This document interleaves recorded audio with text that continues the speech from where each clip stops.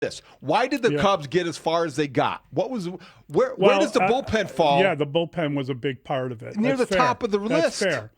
But David, I think if we learned anything out of the World Series, the team with the best pitching staff won. So I would say if they have an opportunity to improve their starting pitching, which would explain why they made the move with Shota, and they're going to invest that money into a better starting pitcher. Again, here's hoping. I know. And then you think that they've done a really good job of rebuilding their bullpen on a yearly basis, and frankly, that's the name of the game. I get it at this point. But how can both be true?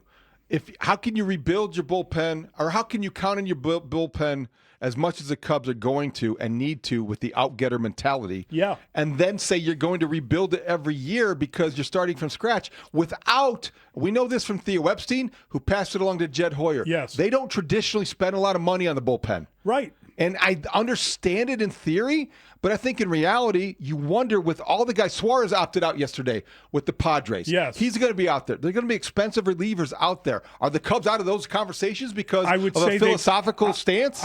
They may well be. I think what we're seeing here is that they did really well with Palencia, and he improved. And I think they have a deep system, and they're going to look at every possibility of getting better internally before they start making. Think about the guys that they picked off. Porter Hodge? Think about the guys they picked off the scrap heap. Riley Martin? And how they turned them into pretty good contributors. Luke Little, Jack Neely?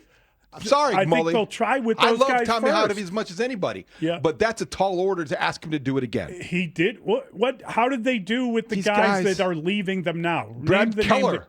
Brad Keller, they turned into a really bring him back. helpful. Are you saying you're conceding he's gone? I'm saying bring him back. I'm conceding. I'm saying bring Keller back. He may have outplayed his contract.